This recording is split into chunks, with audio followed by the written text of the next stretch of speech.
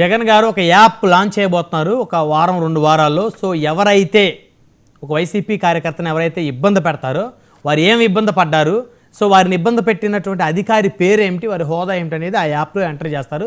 So next వారి ప్రభుత్వం వచ్చిన తర్వాత వారి కార్యకర్తలను కానీ ఎవరినైనా ఇబ్బంది పెట్టినటువంటి వ్యక్తుల యొక్క వారికి తగిన గుణపాఠం అంటే చట్టం ముందు వారిని నిలబెడతామని చెప్పేసి ఇందాక జగన్మోహన్ రెడ్డి గారు అన్నారు.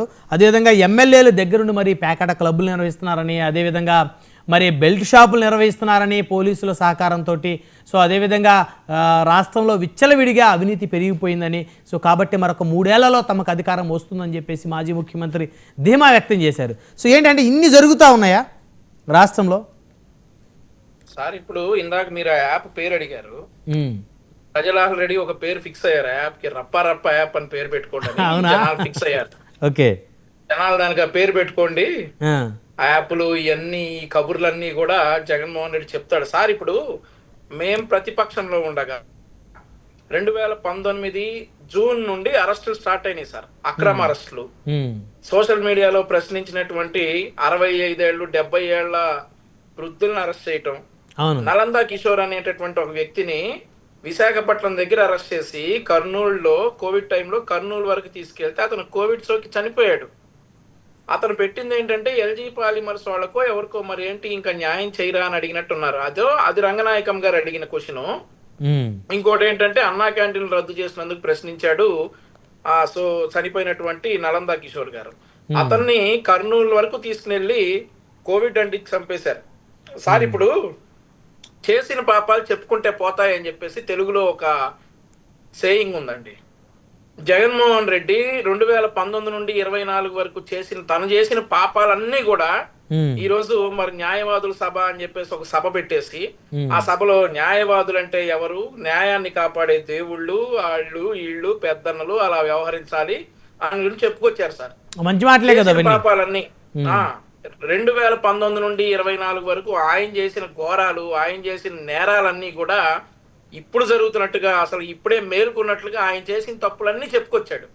సో అలా జరుగుతుంది రాష్ట్రంలో, ఇలా జరుగుతుంది అని.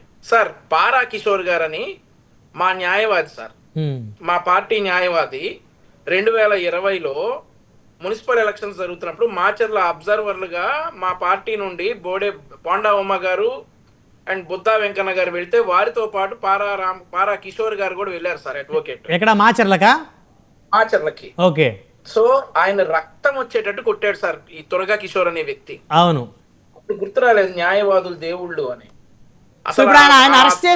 ఆల్రెడీ తురగా కిషోర్ జైల్లో ఉన్నట్టున్నాడు బెయిల్. ఇప్పుడు సార్ అది అప్పుడు కాదుగా, అప్పుడు మున్సిపల్ చైర్మన్ సీట్ లో ఉన్నాడు సార్ కొట్టినందుకు.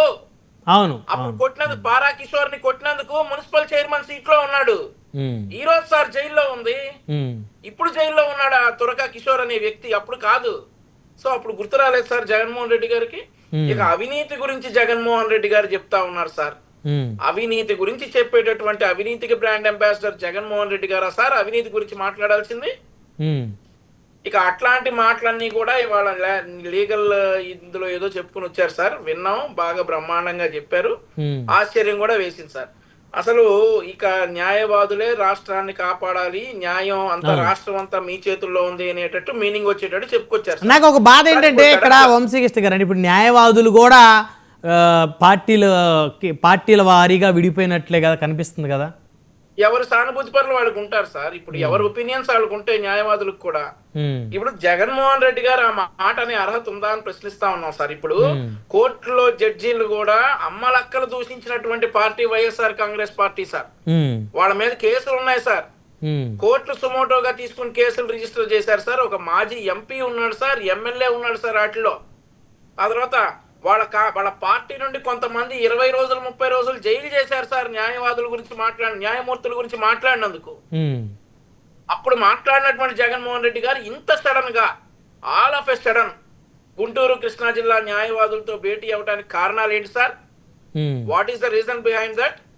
అంటే తమ కార్యకర్తల్ని కాపాడుకోవడం కోసం, తమ కార్యకర్తల్లో ఒక ధైర్యాన్ని నింపడం కోసం అనుకోవచ్చు కదా. జగన్మోహన్ రెడ్డికి ఎక్కడది సార్ కార్యకర్తలను కాపాడుకునే ఉద్దేశం? ఎక్కడది సార్ జగన్మోహన్ రెడ్డి గారికి? సార్ 2019 నుండి 24 వరకు మేము ప్రతిపక్షంలో ఉన్నాం సార్. ప్రతిపక్షంలో ఉన్నప్పుడు మా కార్యకర్తలకు ఎక్కడైనా సమస్య వస్తే ముందుగా మా లీగల్ టీం అలర్ట్ అయ్యేది, మా పార్టీ ఇన్ఛార్జ్ అలర్ట్ అయ్యేవాడు, అట్లా అలర్ట్ అయ్యేవాళ్ళం.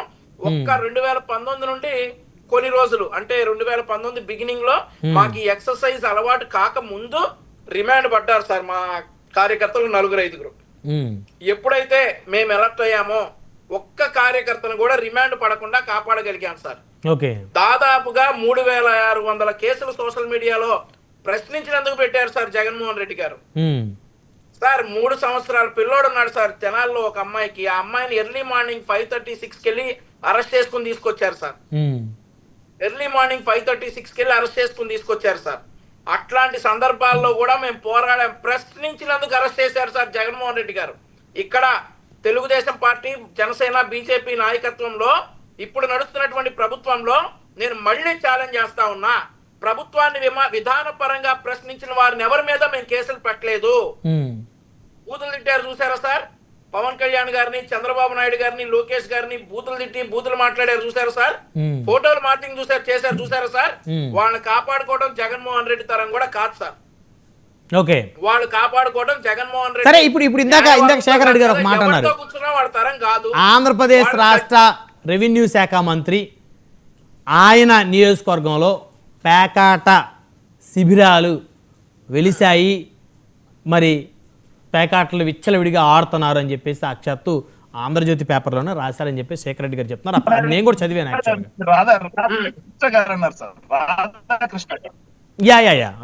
ఏం చెప్తారు మీరు వంశీ గారు? ఇదే రాధాకృష్ణ గారు జగన్మోహన్ రెడ్డి 420 అని చాలా సార్లు అన్నాడు సార్. దాని మాత్రం ఒప్పుకోరా ఏంటి వీళ్ళు? జగన్మోహన్ రెడ్డి 420, జగన్మోహన్ రెడ్డి బాబాయిని చంపేశాడు, జగన్మోహన్ రెడ్డి 3600 కోట్ల వాయిదాలు ఎగ్గొట్టేసి తిరుగుతున్నటువంటి ఆర్థిక నేరగాడు, దొంగ అని చాలా సార్లు రాధాకృష్ణ గారు అన్నారు సార్. మరి అది మాత్రం ఒప్పుకోరా ఏంటి వీళ్ళు? రాధాకృష్ణ గారు ఏదో ఒక అనగా సత్యప్రసాద్ గారు వచ్చేసి రాధాకృష్ణ జగన్మోహన్ రెడ్డి తల్లి నుంచి గెట్టేశాడు అంటున్నాడు. జగన్మోహన్ రెడ్డి గారు ఆస్తి కోసం తల్లి నుంచి గెట్టేశాడు అంటున్నారు. ఎందుకు సార్ మాట్లాడతాడు? మాట్లాడేటప్పుడు శేఖర్ రెడ్డి గారు మాట్లాడదు. ఇదే రాధాకృష్ణ గారు అన్నారు, జగన్మోహన్ రెడ్డి గారు 420 అన్నాడు, జగన్మోహన్ రెడ్డి గారు తల్లిని చెల్లిని గెంటేశాడు అన్నారు, జగన్మోహన్ రెడ్డి గారు బాబాయిని వేసేసాడు అన్నారు, జగన్మోహన్ రెడ్డి గారు ఆర్థికంగా రాష్ట్రాన్ని నాశనం చేశాడని ఇన్ని మాటలు జగన్మోహన్ రెడ్డి గారు అన్నారు కదా. అవన్నీ కూడా మరి రాధాకృష్ణ